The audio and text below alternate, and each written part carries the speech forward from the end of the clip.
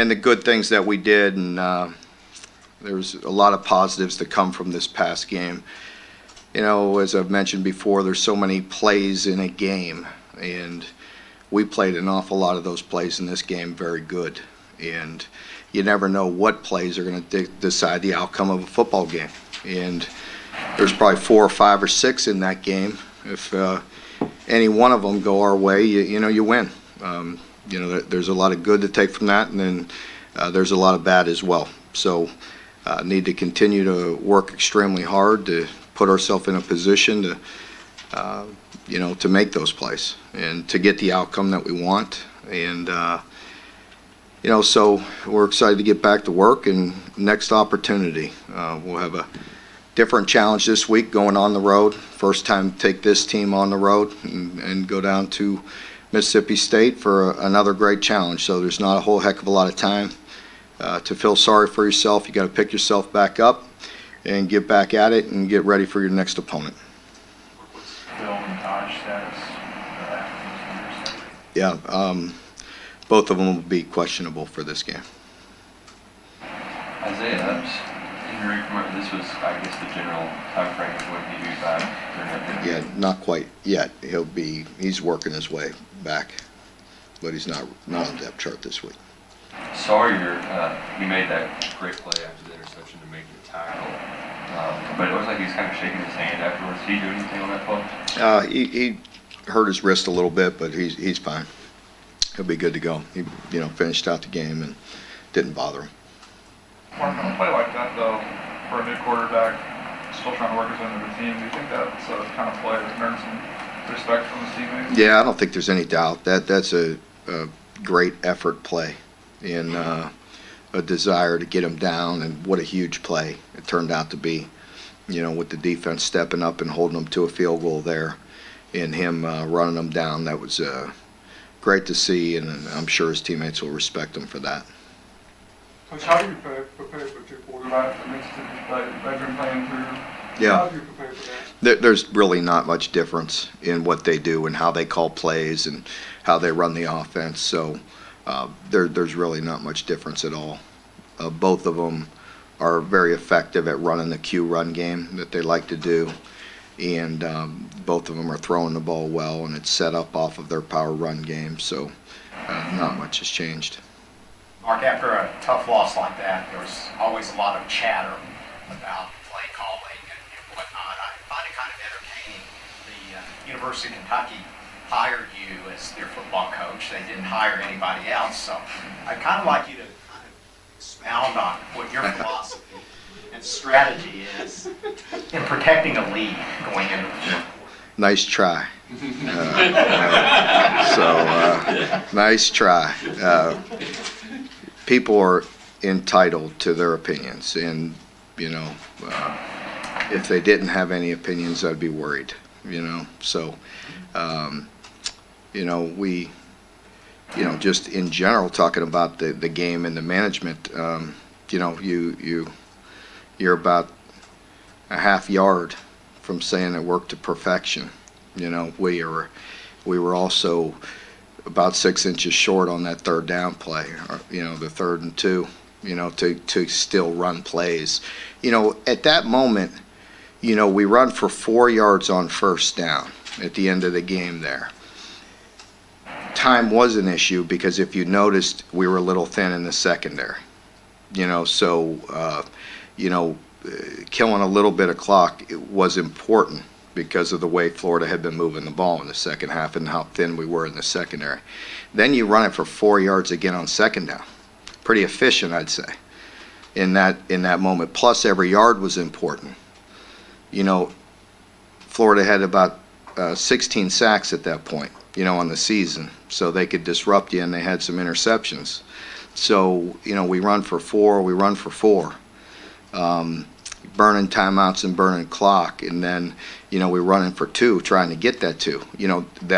We converted. Obviously, we're going to go back in the scoring mode because the clock's below a minute at that point, and we have time. We have plenty of time. We have all of our timeouts, so time wasn't an issue for us. It was going to be for them should we get held to a field goal. So You know, you're a half yard short and still running plays from that thing being a, you know, people be talking about it being a thing of beauty, you know, but it didn't, so it's not.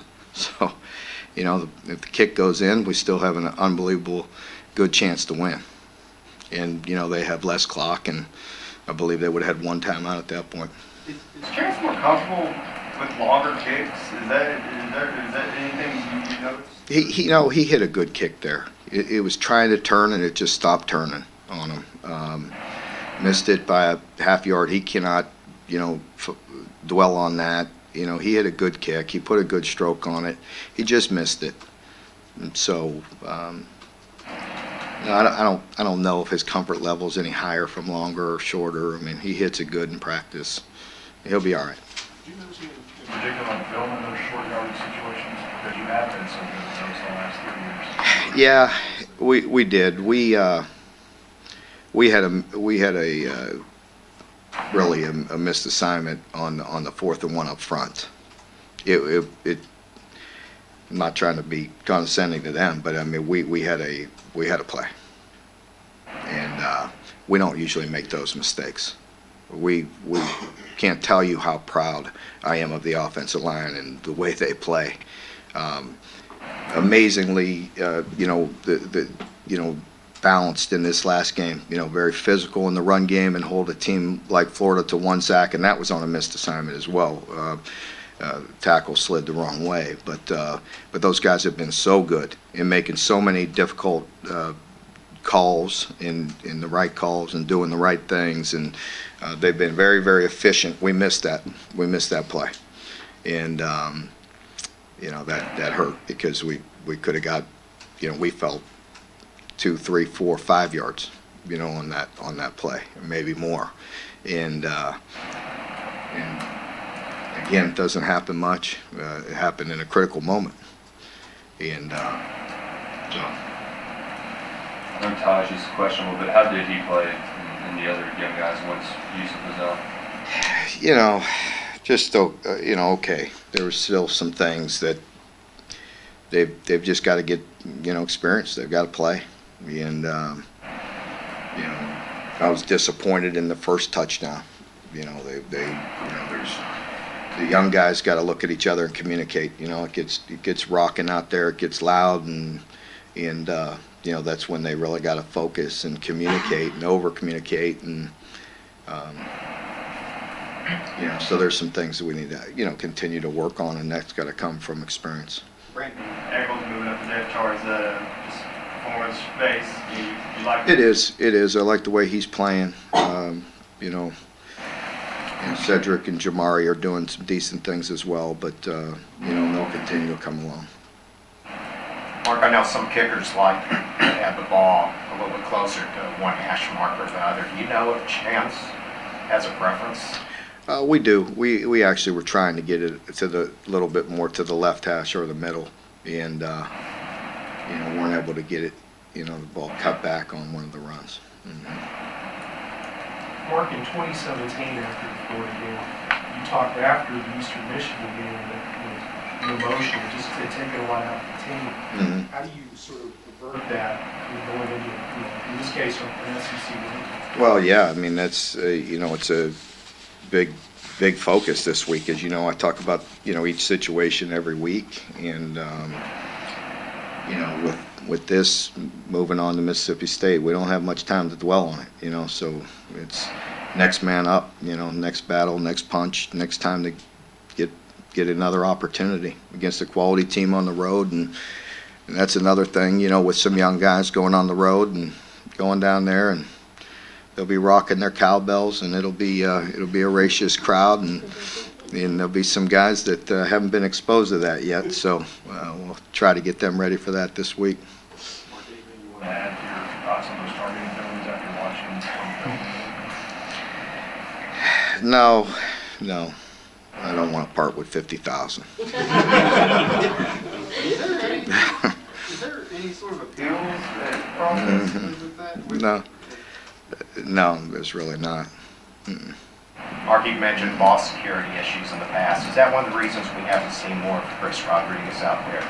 That's part of the reason, yeah, that's part of the reason. But we do have confidence in Chris and need to get him back in there. And that was part of it.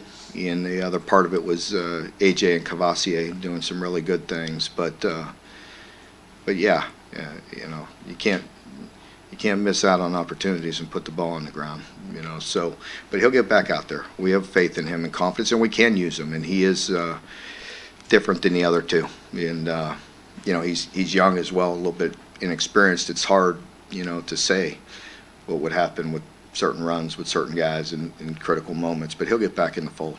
You see Cavassier getting more reps after the way he played this week? Yeah, he is. He's doing some really good things. He is. He's making some good cuts, good strong runs, breaking some tackles. He is doing some good things. Yeah. At that position in particular, I mean, people seem to make a lot of big deal out of who's number one on the depth chart, number two. But those guys, I mean, they're kind of have gotten equal carries. You know. Exactly. It's interchangeable, and it can change. And you know, it's not to say that it won't. You know, but you're correct. I mean, a lot of times it's just by series and who's in there, and you know, sometimes based on carries is how we're doing on that particular drive. But going back to your question there, John, you know, I thought, you know, we really had a nice plan as far as keeping Florida off balance. Also, you know, I got to give credit to Coach Grant and the staff, because we were really efficient at moving the football and controlled a big portion of this game, and really had them off balance against a good physical team that was very disruptive. To be able to run the ball like we did, but also throw it. You know, we threw it, you know, more than Florida. We had more attempts than they did, and really kept them off balance. And I thought our line did a great job of keeping protection as well. A team that had that many sacks and pressures, to be able to throw it 35 plus times or whatever it was, depending on the scrambles, and only get the one sack by a missed assignment was pretty effective by our offensive line. After you watched the tape now, what were some of the things that you like and some of the things you'd like to see Sawyer work on for this next game? Yeah, I mean, obviously the ball security with Sawyer is a big deal. I mean, he's got to protect the ball. I think early on that you know, putting the ball down, you know, that led to the score. You know, he can't do that. And the interceptions, you know, the one when we're in the red zone was a critical mistake as well. It's a big swing right there. We're going in and they get it all the way down in the red zone. Was a big one. And then there was a miscommunication on the other one that we need to work out. But Sawyer did some really good things. There's a lot to build on. First start, you know, against Florida and playing like that, did a really good job. I thought our team, you know, we were very physical. Went into the game and still have great respect for their run game and for their running back. And I want to say he averaged 1.9 yards per carry, pretty good back. And that's pretty good by our defensive line. I want to say they had 26 carries for 62 yards to the last fly sweep, and really that was on the secondary and the perimeter, not on them. So that's pretty efficient. I thought we were good and physical up front and had controlled the line of scrimmage on both sides. So there were so many good things and a lot to build on. You know, the negatives, obviously, you know, the penalties. Penalties were critical. I mean, we get 2 targetings, a pass interference, and a late hit. You know, and then we didn't play great as a team. You know, in the fourth quarter. You know, that's just with the miscommunication with the interception, and then we didn't convert the first 4th and 1 on the first play of the fourth quarter. That was a critical play, and we had a lot of momentum at that point. So, just didn't complement each other down the stretch. Things we got to work on.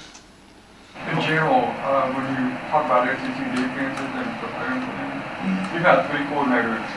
How have you been able to succeed having 3 different coordinators when preparing for SEC? Yeah, I mean, we have a lot of confidence in our coaches. We may change coordinators, but our system stays intact.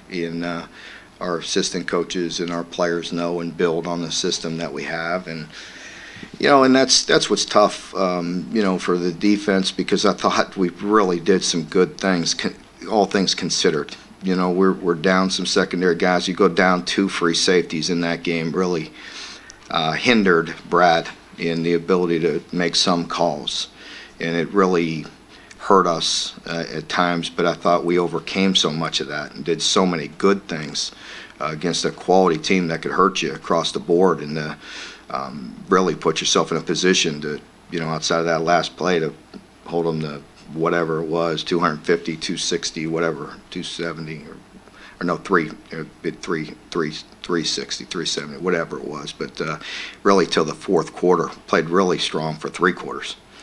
Got to finish, and we talk about that all the time, and we have. We won a lot of close games. We've won a lot of games in the fourth quarter. We didn't this week, and need to get some guys healthy, need to build some depth in the secondary, need to complement each other on both sides of the ball, get back to what we do. What about Kylan? Who impresses you in the state backfield? He's a strong runner, just a really good physical guy. They're based on, their team is physical. They've run the ball for over 200 yards in each game this year, but they're also balanced, throwing for close to 200 as well. So, but it starts with a physical attack. Back to the secondary for a second. What do you want them to take out of this game?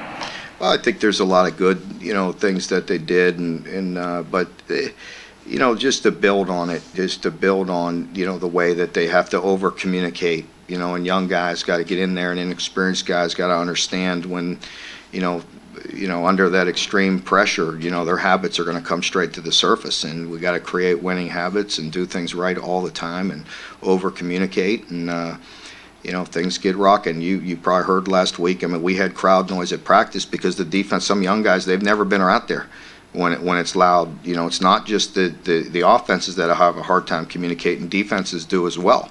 And we practiced that last week. We had, crowd noise very, very high in certain periods to make them look at each other and give hand signals. Because in practice, they get in a comfort zone with their checks and calls, and you can't do that in a game, a home game like that. How close are you to use Peters, especially maybe down in this? Yeah, we'll see. We'll see how his, how he progresses and how he picks things up. That's, we need every available body we can get, obviously, but we need him to understand and be able to execute our defense too. With so many young guys in the secondary, how do you juggle those positions with guys like Moses and MJ, who I assume are behind the other guys for a reason, but Yeah. have the potential? Yeah, we got to bring him along. MJ's having a little surgery today on a wrist, but he'll be back if he can. If he can manage the pain, probably cast him up and play. So that hinders him a little bit as well. But Mo will have to get back in the fold a little bit this week too. Mark, my memory isn't as good as it used to be, but what's going on with this Wildcat formation? I don't seem to recall it working very much recently. Oh, I don't know. I seem to get that conversation a lot, but it seems like we the minute it doesn't work, you'll hear about it.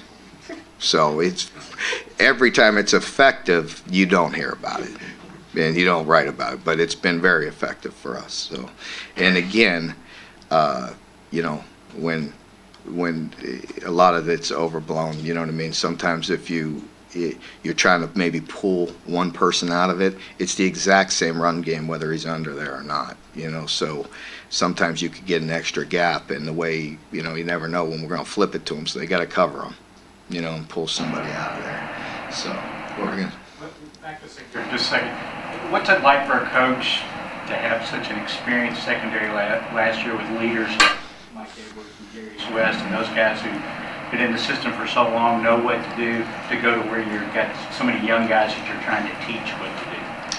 Yeah, I think. Like for a coach, I guess. Yeah, it can be difficult. It's tough. In general, if you talk about our team last week, what I talked to them about was once we put in a heavy preparation to really be confident as a team, as a unit, and I thought we really played that way. The team was confident. They were aggressive. We came out and made some, plays and put ourselves in a position to win the game. I think, with young guys in that position, if things start going, bad or, get a couple injuries, it's human nature, I think, for them to get, just a touch rattled, and get caught up in the moment a little bit, so that's when they have to focus on their details and their technique, and sometimes that strays. Sometimes, there's, sometimes it's just bad luck, to have two free safeties goes down. We don't have time to rep three in a specific game time, nor the depth, to have three in there with all the different calls. There's so many nuances and adjustments and things. You can't just, you don't have three.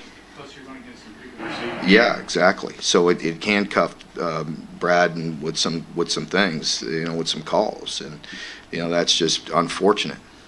Are they getting enough help when you just want to rush forward? Are they getting a good enough pass rush? At times they've done a really good job. At times, maybe not. Again, everybody has some strengths and weaknesses. We have some strengths, and part of those strengths, can be weaknesses as well. We're a big, strong up front. We're a big, strong team up front, and but we got some good pass rush, not always. And we got to continue to rotate guys in.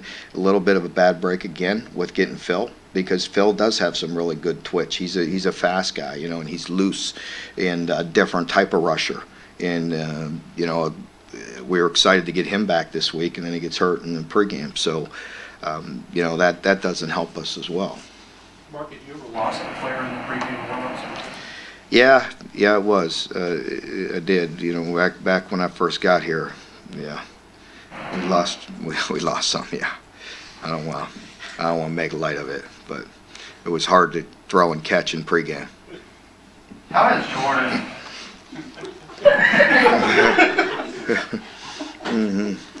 With Jordan being the only guy out there really with a lot of experience at the secondary, how has he taken this upon himself, just trying to be out there? He's trying, but he's relatively inexperienced as well, and so as far as game reps and game time, so and Jordan's a great kid and a great leader, and he's trying the best he can. What did you see from the tight ends Saturday? It seemed like they were more involved in passing games. Yeah, they were. They did a nice job. Justin is a big target. He does a nice job of blocking in, with some option routes and getting him the football. You had a nice catch by Keaton to see him. That's where that size pays off and goes up and makes a competitive catch. So those guys are doing a good job. Mark, you mentioned the crowd noise and the cowbells. Is there any way to simulate that in practice? No, I mean, just, with us, the best simulation will be is just to turn up that crowd noise as loud as we can. We have some nice equipment out there now with the new practice facility and that with the speakers, so it'll be good and loud to where the offense has to do everything on a silent count. So they will be prepared for completely being blocked out from the sound. He did, yeah. Yeah, he did. He's doing better, and we got to continue to work him in a little better shape so he could play longer and play faster. But he did. He had some good plays, and he's a powerful guy. And when he gets some single blocks, he's good with power rushing. Putting guys right in the quarterback's face too, and just affecting the quarterback that way. Coach Moorhead's second year at Mississippi State. What are the characteristics of his offense? Yeah, he just does a nice job. Similar in a lot of ways to Florida in the way they were years ago with Dan, but they're because in that, and I say it in this way, they all want to be fit. They want to be physical. It starts with a physical attack, and they're committed to being physical and running the ball. And with that sets up a lot of play action, double moves, and max protect, getting the ball, pushing the ball down the field. All right, folks, thank you very much. We will see you tomorrow.